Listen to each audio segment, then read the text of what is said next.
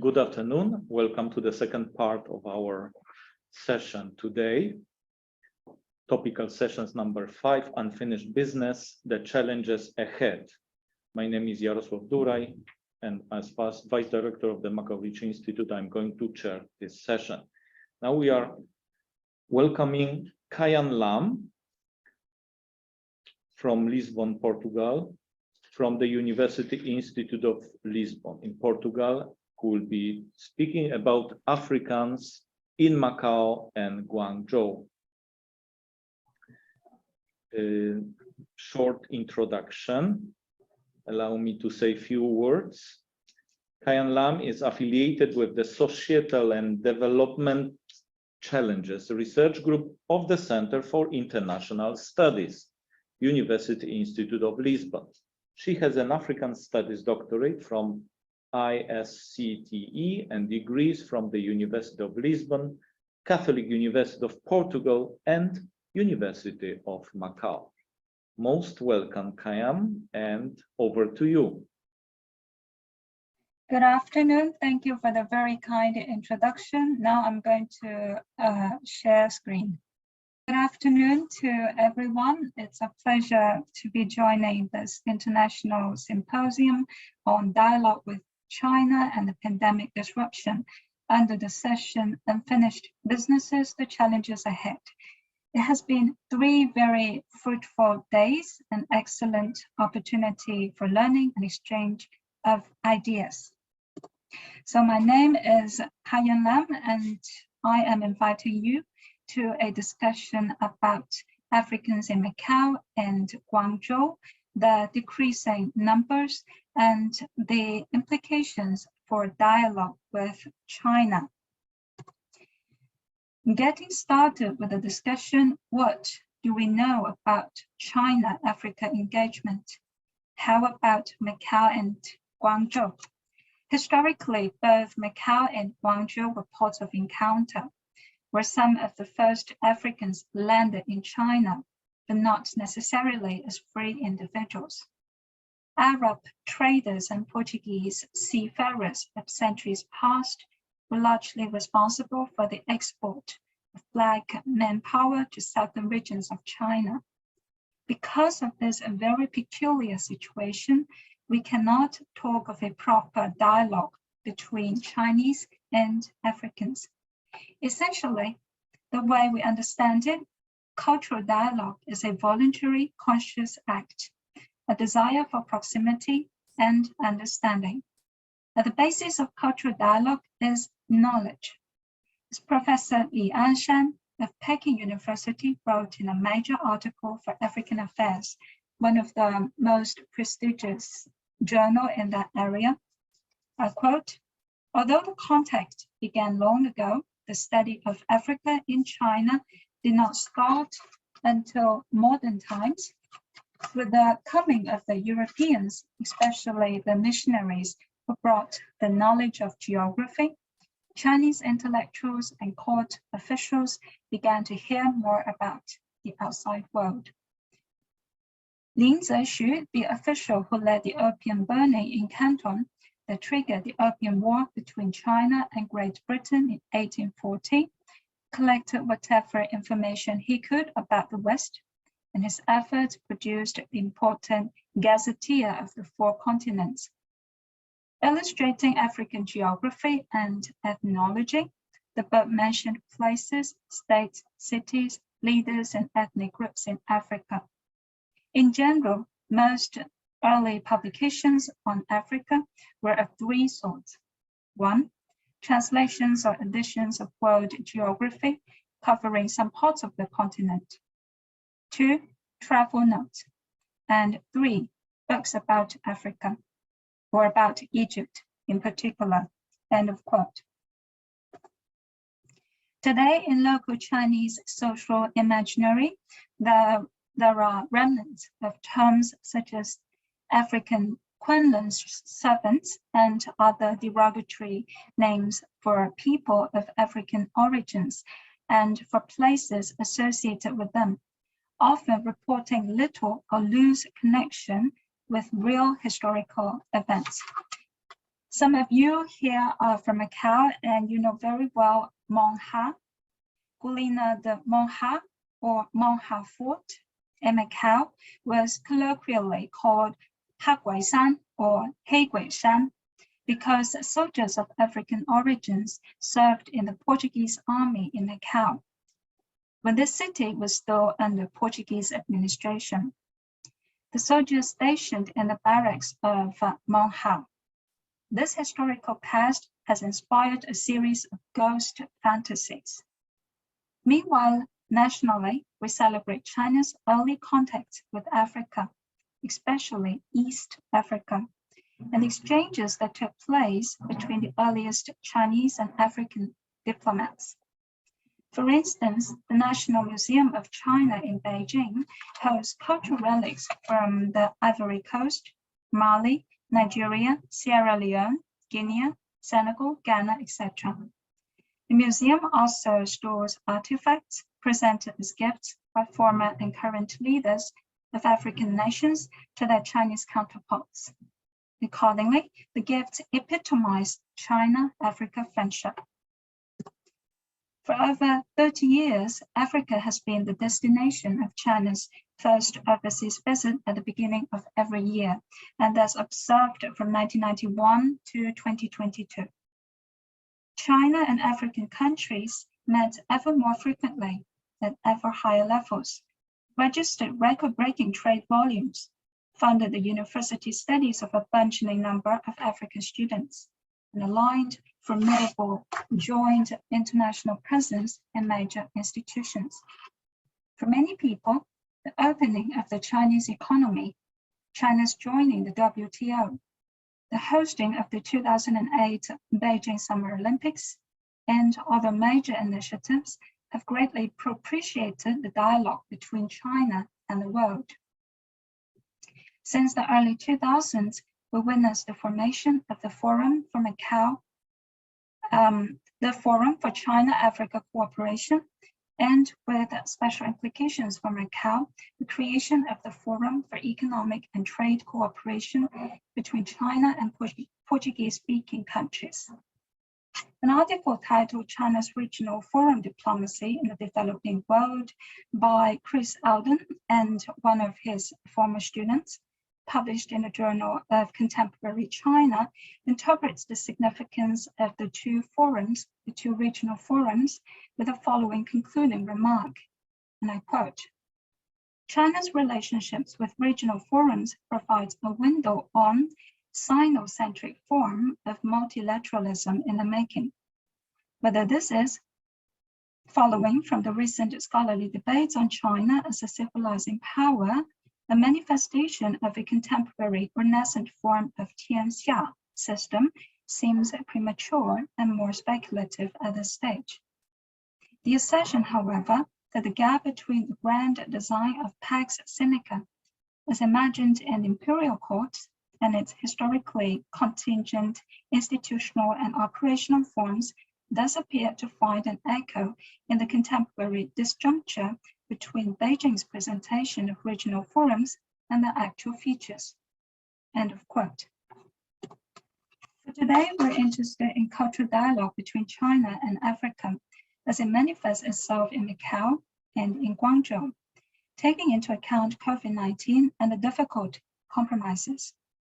How has COVID-19 qualified the cultural dialogue between China and Africa? In 2020, at the height of confusions, China stood up to accusations of racism and xenophobia made by the African Union and the United States over alleged mistreatment of African and African American citizens in Guangzhou. Examples of complaints include not being able to enter McDonald's or not being able to leave a quarantine hotel even with negative COVID test result because of dark skin color. How should we understand the coronavirus discrimination reported by English language media concerning the frustrations of Africans residing in Guangzhou? What is the cultural cost of health-related exigencies, lockdown and social distancing? To what extent does COVID-19 reconfigure the cultural dialogue between China and Africa? What are the effects of limited mobility? 3 years since COVID-19 was detected, we have noticed some worrying signs. For example, with regards to Macau, according to Elena Brandon, president of the Association of Friends of Mozambique, from 2006 until 3 or 4 years ago, there were around 115 members, but now only 39 are present in Macau. Ms. Brandon herself was preparing to leave the enclave when she was interviewed by Revista Macau in March 2022. Elena Brandon explained at the time that she did not foresee expansion of the association, and its few members, having lived in Macau for a long time, were somewhat detached from Mozambique. And so the incoming Mozambican students were like fresh blood, keeping the association alive. As for Guangzhou, it was reported that by April 2020, just 4,550 Africans were statistically residing in the city, falling from the 2005 to 2012 peak, when Guangzhou hosted the largest African expatriate community in Asia. During the National Day holiday, I had the chance to talk to Lusophone or Portuguese-speaking African students in Macau. Our conversation reveals the following. 1. Scholarship availability and arrangements largely determine the mix and the quality of incoming students. This means that students make decisions based on the attractiveness of different scholarships in different Chinese cities. And of course, they also compare the courses, how confident they are to pass exams and graduate successfully, and how tough is the Chinese language requirement within the learning program. 2. Online classes in their respective home countries for a significant number of African students. For instance, in Macau, African students of the same cohort from the same country would collectively stay in their own country and take online courses, interacting with their teachers online, their Chinese teachers. The exams and assessments were adjusted by nationalities. 3. Limited travel opportunities and visa problems. For instance, for those learning the Chinese language for teacher qualification in Macau, they were not able to travel to Beijing for exchange. Rather, classes were given by Chinese professors in Beijing online. For those who decided to further their studies and change to a mainland university, there had been visa delay, such that they had to take classes while waiting for their visa. And these classes were organized online from a distance. And the final point has to do with transitory African communities. Student bodies are transitory. They come for studies. When they finish, they leave. There has not been many public reports of clandestine, or that means secretive, overstay Africans on student visas in Macau, unlike in Guangzhou. The exodus of foreigners is regretful. In Macau, non-Chinese media laments the leaving of Portuguese or Portuguese-speaking nationals from Macau, because this means a loss of diversity and a loss of skilled professionals. According to China's 7th census conducted in 2020, there were 845,700 non-citizens living in China when the census was conducted, and of these, over 350,000 are from Myanmar. Yunnan province on the border with Myanmar had 376,689 non-citizens. And you have here on the slide statistics for other major recipient cities or provinces. Almost half, that is 48.55% of non-citizens, had only a primary school education or less. Newspaper interviews reveal common reasons why foreigners leave China and do not return, or they have not yet returned. And these reasons include separation from family, job loss, social and cultural isolation, policies, meaning very strict Chinese policies, completion of goals, meaning they think they have done everything they want to do or they planned to do in China, and that's why they leave. Please note that the census was conducted in 2020 and does not fully reflect the drastic effects of prolonged border closures. However, it does reveal the general profiles of a great number of foreigners residing in China. They are from Asia, not very highly skilled, and do not always stay in China for a long time.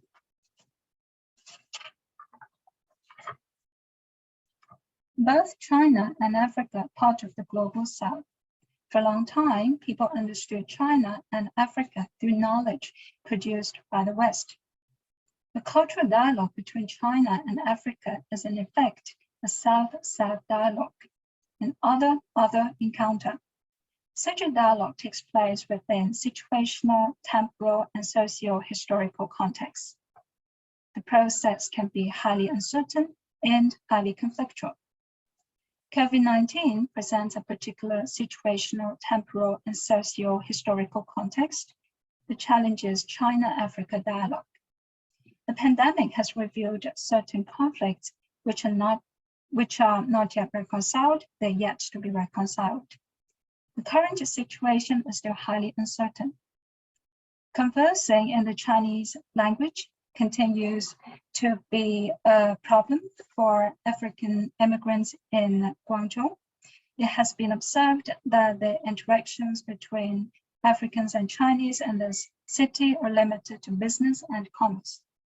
The parties involved communicate through the calculator, through a machine, or through a gadget.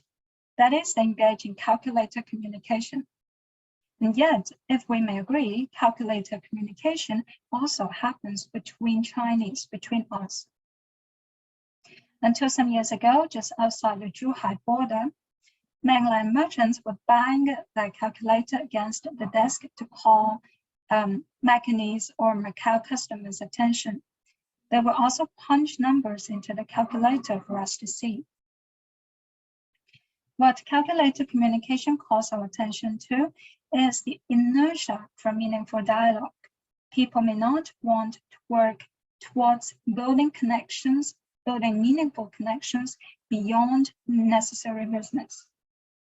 In the case of Guangzhou, COVID-19 highlights the weak points in host conditions, including rights, access to services, travel, and the perils of incomplete integration, distrust, information channels, social exclusion.